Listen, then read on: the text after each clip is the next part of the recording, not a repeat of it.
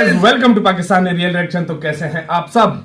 उम्मीद है आप सब बढ़िया होंगे, मजे में होंगे, खुश भी होंगे, आप बाद में होंगे। मेरा नाम है मुदस्सिर, मैं हूं बशर। और यार सबसे पहले बताओ आपकी तरफ मौसम कैसा हो गया है? इधर तो बारिश का मौसम फिर आ गया यार। हाँ, अभी गर्मी स्टार्ट थोड़ी सी हो गई थी, लेकिन फिर बारिश स्टार्ट होने लगी है। आप अपनी तरफ का मौसम बताओ। तो आज की वीडियो यार काफी ज्यादा एक इंटरेस्टिंग वीडियो है। मतलब जैसा कि पता है आपको, पहले तो यूक्रेन मतलब हेल्प मांग रहा था इंडिया से कि हमारी हेल्प करो रशिया के खिलाफ। जब इंडिया ने नहीं की तो टाइटल मैं आपको बताऊंगा, आप खुद भी चौंक जाओगे। जो क्या है, रूस के साथ युद्ध के बीच यूक्रेन ने भारत को सीधी चेतावनी दे डाली।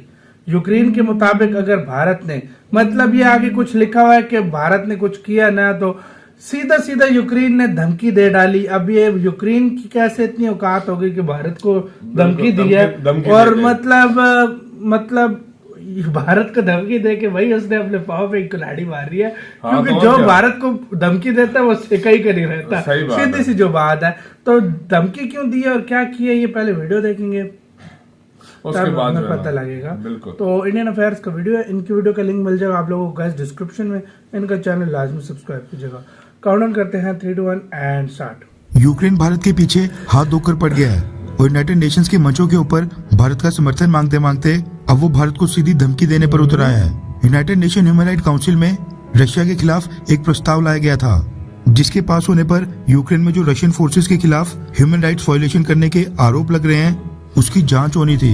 भारत ने इस रेजोल्यूशन के ऊपर वोटिंग के दौरान एक बार फिर से अब्सटेन किया था, लेकिन 47 में से 32 कंट्रीज के सपोर्ट के साथ ये रेजोल्यूशन पास हो गया था। जिसके बाद अब 3 मेंबर्स के इंक्वायरी कमीशन का गठन किया जाएगा, जो अगले 1 साल तक रशिया के खिलाफ इंटरनेशनल वॉर क्राइम्स और ह्यूमन राइट वायलेशन के सारे आरोपों की इन्वेस्टिगेशन करेंगे। यूक्रेन इस बात से खुश नहीं है कि रशिया के खिलाफ ये प्रस्ताव यूएन ह्यूमन राइट काउंसिल से पास हो गया है और अब रशिया के खिलाफ जांच होगी। बल्कि यूक्रेन को दुख इस बात का है कि कौन कौन सा देश उसको सपोर्ट नहीं कर रहा है और भारत ने इस बार भी वोटिंग के दौरान यूक्रेन का साथ नहीं दिया। यूक्रेन ने भारत को याद दिलाया कि वो भारत को कई सारे एग्रीकल्चरल प्रोडक्ट्स बेचता है और अगर ये युद्ध चलते रहा तो यूक्रेन के लिए भी वो भेजना मुश्किल हो जाएगा। रेफरेंस क्लिप की स्क्रीन के ऊपर भारत की सबसे बड़ी न्यूज एजेंसी एएनआई न्यूज के आर्टिकल का स्क्रीनशॉट है, जिसके मुताबिक यूक्रेन ने भारत से युद्ध रुकवाने के लिए मदद मांगी है। दरअसल पिछले कल देर शाम को यूक्रेन के विदेश मंत्री दमित्रो कुलेबा की तरफ से एक टेलीवाइज स्टेटमेंट आई है, जिसमें उन्होंने सबसे पहले रशिया के ऊपर आरोप लगाया कि रशिया सीजफायर एग्रीमेंट को तोड़ रहा है और भारत और बाकी देशों के स्टूडेंट्स को सेफली इवैक्यूएट नहीं करने दे रहा है।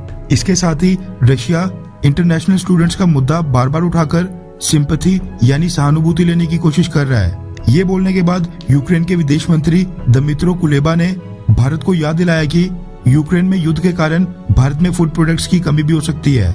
दरअसल दमित्रो कुलेबा ने पिछले कल ये बोला कि यूक्रेन के एग्रीकल्चरल प्रोडक्ट्स का सबसे बड़ा कंज्यूमर भारत है, यानी यूक्रेन के कृषि उत्पादों का सबसे बड़ा उपभोक्ता भारत है और अगर ये युद्ध जारी रहा तो यूक्रेन के लिए नई फसल बोना मुश्किल हो जाएगा। इसलिए ग्लोबल और इंडियन फूड सिक्योरिटी यानी वैश्विक और भारतीय खाद्य सुरक्षा के संदर्भ में इस युद्ध को रोकना सबके हितों में है।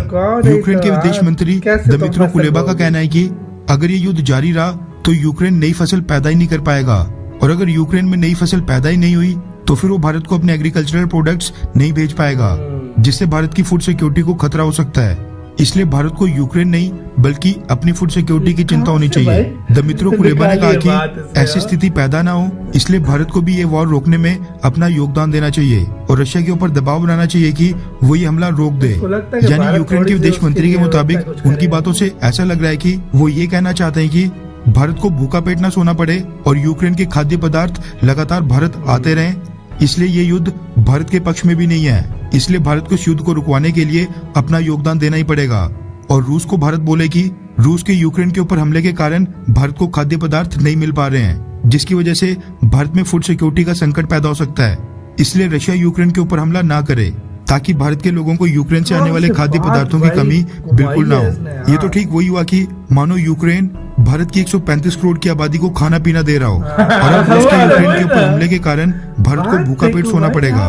खैर, आपको क्या लगता है कि क्या यूक्रेन अगर हमें खाद्य पदार्थ नहीं भेजे तो क्या भारत में फूड सिक्योरिटी का संकट पैदा हो सकता है, हाँ या फिर ना? नीचे कमेंट करके अपनी राय जरूर बताएं। इसी के साथ हुई यार वीडियो खत्म। कभी भी नहीं यार, मतलब यूक्रेन कितने भेजता होगा? 5% या 10% इंडिया का भेजता होगा। 10 भी नहीं भेजता होगा यार। और क्या देश खत्म हो गए जो। यार मैं एक छोटी सी एक बात बताता हूँ। इंडिया की जितनी पैदावार है भाई, पूरी इंडिया दुनिया को अगर सप्लाई करना, मैं कहता हूँ दुनिया में वो मच जाए कि मतलब खाने की कमी पड़ जाए कि इंडिया अगर रोक दे तो इतना इंडिया दुनिया में खाली लोगों को मैं एक बात बताऊं, अभी रशिया जो अनाज जो मतलब गंदम सारी भेजता था ना, वो तीसरे नंबर पे दुनिया में सबसे ज्यादा भेजता है। ठीक है, रशिया सिर्फ भेजे छोड़ देना, सिर्फ रशिया और इंडिया दोनों मिलकर मैं कहता हूँ आधे देशों में भूखमरी सी कैफियत हो जाए। सच में मैं तुम्हें बता रहा हूँ इस तरह का हिसाब किताब है। और यूक्रेन ने बात भी क्या की है, आके वो जो मतलब फूड प्रोडक्ट जो होते हैं जो कि फसल उगाने के लिए काम आते हैं, जो बीज वगैरह, मतलब उसकी बात कर रहा है कि वो भी हम आपको नहीं भेज पाए। मतलब एक किस्म का मतलब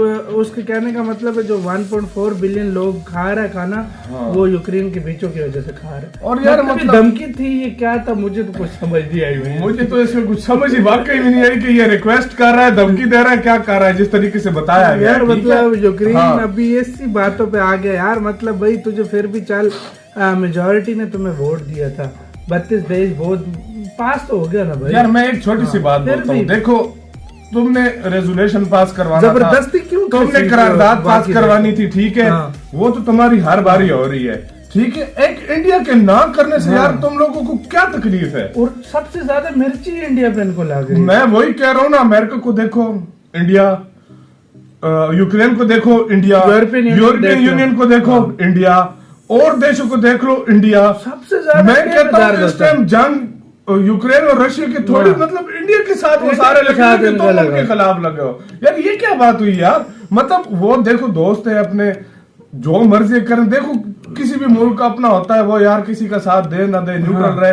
ये न्यूट्रल रहे, ये भी अच्छी इंडिया की बात है, एक साइड पे नहीं हो गया सही बात है। न्यूट्रल रहा, ये भी बहुत अच्छी बात है भाई। अब तुम लोगों को क्या है कि लाजमी तुमने उनसे बयान दिलवा कर दोस्ती खत्म लाजमी मतलब अब एक कंट्री नहीं आना चाहता तो मतलब तुम्हारा साथ देना ही नहीं चाहता, तो उसको बार बार क्यों मजबूर करना भाई? अब देख लो रशिया और इंडिया, ठीक है, ये बहुत अच्छे दोस्त हैं। अब अमेरिका, मैं कहता हूँ ये बयान इनका नहीं है, तो मुझे कर लेना। ये अमेरिका कह रहा है सबको, अमेरिका क्या होते हैं लिखा हुआ अमेरिका का होता है, आगे पढ़ने वाले ये होते हैं। मैं तुम्हें सच बता रहा हूँ। अब तुम देख लेना पूरी यूरोपियन कंट्रीज जितनी भी हैं, बताएगा अमेरिका, बोलेंगे वो। और इंडिया ने आगे थोड़ा सा और कुछ ना माना तो फिर कुछ और भी करेंगे। लेकिन इंडिया को घंटा भी फर्क नहीं पड़ता। अब देख लो, और रात को मैं एक वीडियो देख रहा था, उसमें भी प्रशांत धवन सर बोल रहे थे कि मतलब ये जब यूएई को एफएटीएफ में डाला है ना, तो उसी वजह से मतलब ये सारा इम्पैक्ट पड़ रहा है इनके ऊपर। अभी तक क्यों नहीं किया था, अचानक से उन्होंने डाल दिया। ये बहुत आपका क्या कहना है? अपनी राय कमेंट सेक्शन में दो। इधर वीडियो खत्म करते हैं। अपना बहुत ज्यादा ख्याल रखना। बाय।